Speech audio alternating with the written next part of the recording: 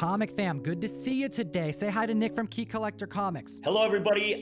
Tom, this list, super interesting list. I'm really excited to get to it. So can we just jump right into it, please? Dude, we gotta argue about some cameo appearances. We got previews making the list. Heck, we got a graphic novel. That's kind of unheard of. But hit the subscribe button. We make this list every single week. We've been doing it for 2 years.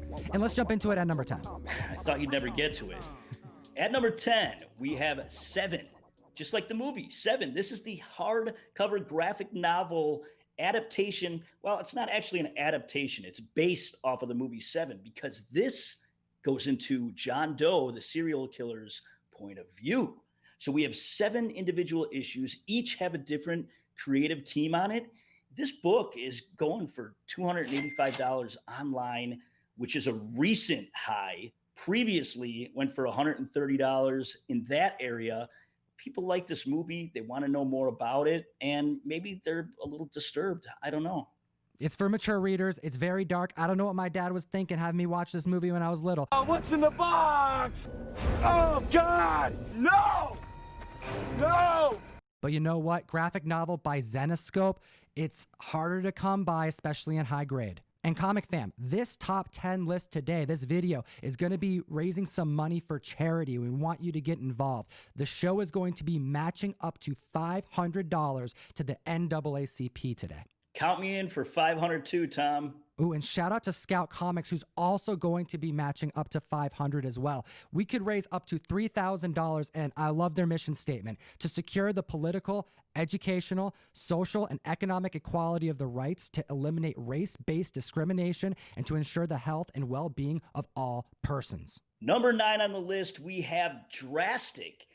Whoever heard of Drastic? Dude, this is so cool, man. We've been seeing Indiegogos. We've been seeing Kickstarters. We have been seeing stores just figuring out ways that they could survive during this hard time. And this is new. Making a comic book? This store, you've all heard of it. Jay and Silent Bob's Secret Stash. You know Kevin Smith. You know Comic Book Men. You know the manager of Comic Book Men, Walt Flanagan. He illustrated this book, but it was never released. And in an effort to raise funds for the store, they are releasing this book once a week to auction, and they're trying to raise funds. And there seems to be a lot of interest because there's multiple bids, up to 30 to 60 bids. And the last one went for around $300. So people want this book. $300? That happened so quick, Nick. I was shocked. Almost as shocked to see number 8 make the list. Submariner issue number 5 over on Instagram. Legit a little confused. I'm going, why am I getting tagged in the first appearance of Tiger Shark? I love the book. You know, basically Michael Phelps going full villain, throwing a shark costume on. But you know what? I love it. It's an awesome key, and it's got to be tied to Submariner. Submariner spec is everywhere, and this makes sense to see possibly hit the big screen. Yeah, Michael Phelps. I mean, it's Todd Arliss, and he really has one of the more believable origins in comic books. So he was a professional swimmer, and he got hurt. He hurt his back during a rescue. And what happened was this Dr. Dorcas, who was probably Jimmy Olsen's doctor, he came in with this Morphatron, and he zapped Arliss. But in doing so, he captured the DNA of a tiger shark and of Namor. And all of a sudden, you have this superpowered tiger shark villain who is terrorizing Namor and Atlantis. Nick, I feel like this villain kind of like strikes a chord for a lot of members in this community. Heck, last year when I had an opportunity to team up with Metal Shark Bro, I had to do an homage to this cover because I love me some Tiger Shark. And we're also going to do 3 giveaways today. So make sure to comment and like the video. It'll help with the algorithm, get this charity rolling a little bit, and it'll enter you to win this, well, one of 3 of these books. That's an awesome cover, Tom. We have an increase of 200% copies sold over the previous week. It's about $180 average, but the high at a 9.6 is $1,550. Silver Age is pretty hard to come by in high grade. Just like number 7 on the list, we got a major key here. We have Ghost Rider issue number 1. We have Damian Hellstrom, I believe, pushing this book up. We have rumors still happening about Ghost Rider possibly being brought into the MCU. I don't know. This is definitely one of those ones where I'm like, I'm going to wait till I see it because I've been told that he was coming. like 7 times in the last year. Yes, Tom, they really play with our emotions, but this issue, it really is. It's a double whammy. You have the first solo titled Ghost Rider Johnny Blaze series, and look at him. He's just tearing up the page with his fiery wheelies. And then we have a cameo of Damon Hellstrom. You don't really see him. He sort of is there. He opens up his shirt. No, he's wearing a pentagram. Yeah, of course you would know that, Tom. I mean, when you're watching Seven as a child, you get into this type of stuff. But Thanks, Comic Pops. so this is, I mean, we have a couple of collections that are being released by Marvel to reintroduce us, to familiarize us with Damon Hellstrom, because the Hulu series is on the way. They had to pause production, but as things begin rolling again, they start promoting stuff. And we've heard about it this week in articles on CBR and across Twitter. So, I mean, we really need in our lives to get some comic book, TV, movie mayhem. Nick Cage, where you at? This book is hitting $1,700 at 9.6.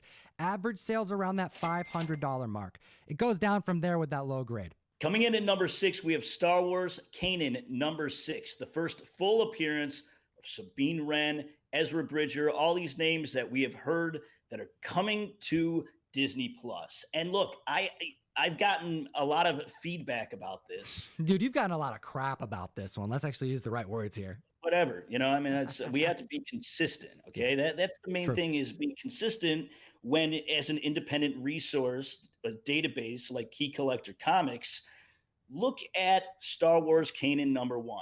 We're introduced to this team. We see them on one panel. There's one thing that we will never be able to change, Tom, and what is that? That would be the benchmark, man. The cameo benchmark, which I think collectively we all agree is Logan, baby. Hulk 180, 181. That's it. That's the benchmark, whether you like it or not. That's right, Logan. We'll never be able to change it. We'll never be able to change Incredible Hulk. 180 is a cameo of Wolverine, and 181 is his full appearance. So using that as the watermark, this one panel, brief cameo appearance, we look at Star Wars Kanan number 1.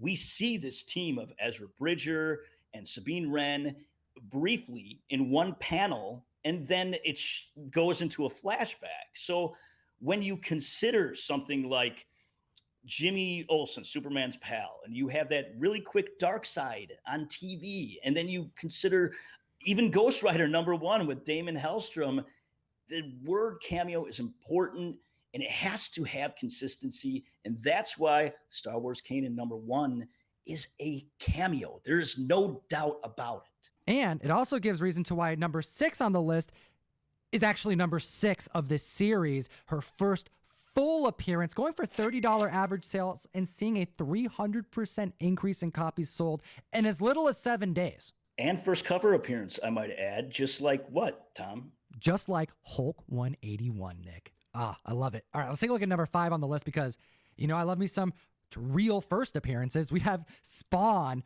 the preview, issue number 3. We're talking about the catalog, comic fam. Okay, this right here came out in 1992, and it marks the first appearance, like in printed form, of Spawn. And we kind of caused a little bit of a ruckus when we reported on a sale that was pretty staggering of the first cover and appearance in print of Miles Morales. Well, this is the same type of situation, but for Spawn, McFarlane goodness. And before you scoff at the fact that people are putting money into this book at a rate of an increase of 650% in 7 days, we have a new record at $750 for this book. All these ruckuses. I mean, Tom, you were really like, that's all you do is ruckus it up. I don't know. That's what I do, my man. Let's chat about number 4 because we chatted last week about the first appearance of the Yellow Hulk. But wait a minute. Apparently this has happened before, kind of. What if it did in What If number 34? This is a parody, a one-panel parody of a Incredible Hulk who happens to be yellow. So a lot of people got excited. I got a ton of emails and messages that were like, what about this? What about this? Okay, so we have Marvel Action Avengers, which was published by IDW. That's this first appearance of the Yellow Hulk that is an agent of AIM. And then we have this What If number 34 that is just a fun parody. And it really got a lot of people excited because look at these increases. Oh, that's an understatement, Nick. 1,000% increase in copies sold.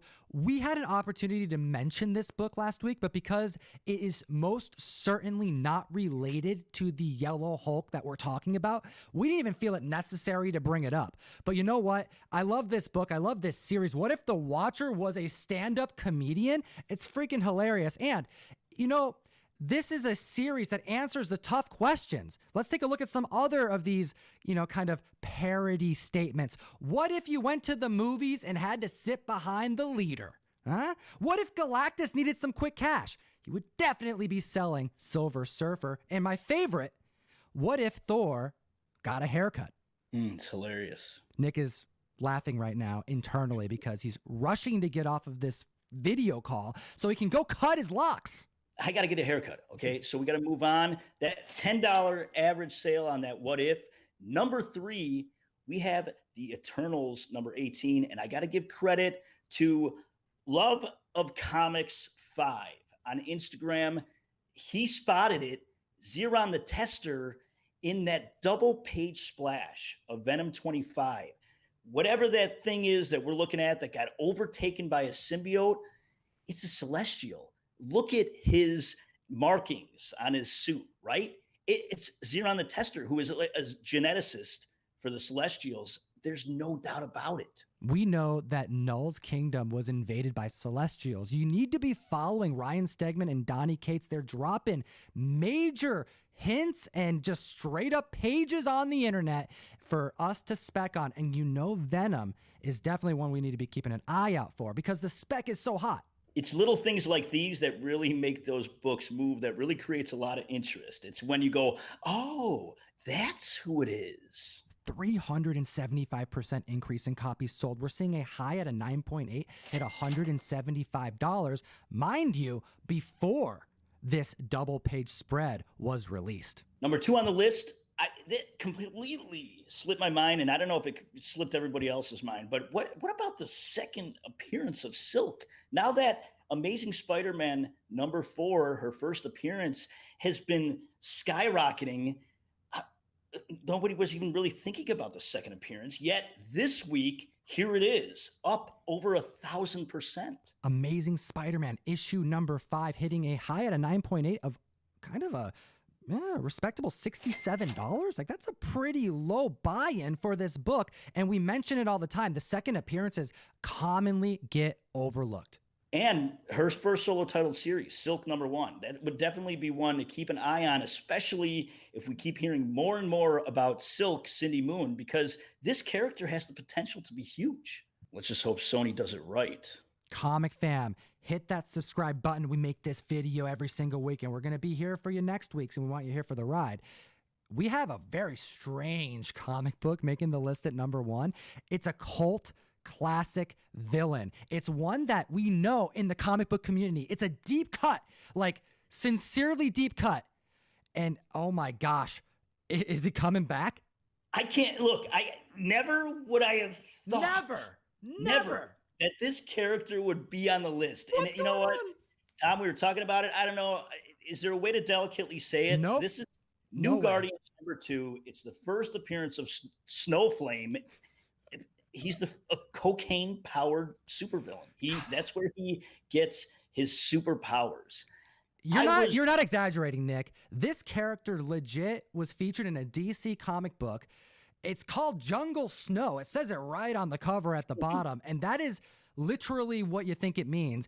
The guy is actively using the drug in panels to power himself. But here's the thing. Like, this was from the 80s. This is like mature content was ramping up. Watchmen's on its way. V for Vendetta is coming out. Like, all this stuff is starting to change perception. It's one of the early adapters to try to get adults into reading comics. Yeah, it was really one of the pioneer series, that sort of led into some of the more adult stuff. But I mean, this one just went off the rails. Can I say that? No, you can say that. $35 average sales, man. So in the solicitation for an upcoming Catwoman number 24, I'm reading it the other day, and I see that Catwoman is going to the jungle because Snowflame's auction. And I'm thinking, wait a minute.